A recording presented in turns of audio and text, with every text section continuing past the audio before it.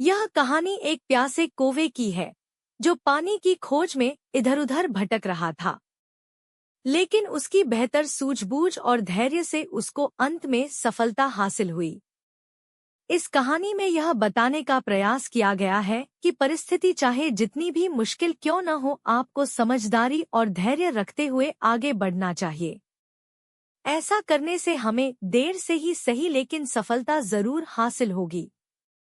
ऐसी और मनोरंजक कहानियों को पढ़ने के लिए आप हमारे साथ जुड़े रहें ताकि आपके बच्चे भी इन मजेदार कहानियों का आनंद ले सकें।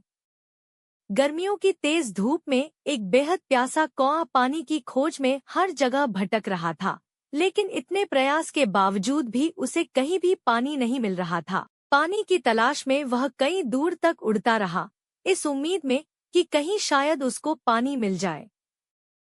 ऐसे में उसकी प्यास बढ़ने लगी और उसको लगने लगा कि वह अब जीवित नहीं रह पाएगा। इतने में उसे दूर एक पानी का घड़ा दिखाई दिया।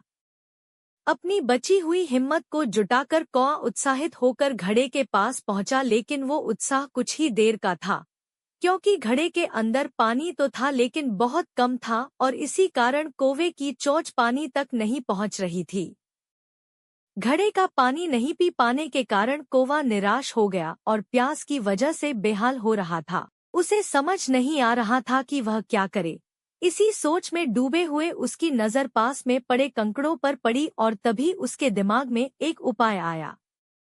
बिना किसी देर के कौवा कंकड़ों के ढेर के पास पहुंचा और अपने दिमाग में विचार बनाया कि यदि वह एक एक करके कंकड़ घड़े में डालेगा तो पानी ऊपर आ जाएगा और वह मन भरकर पानी पी सकेगा।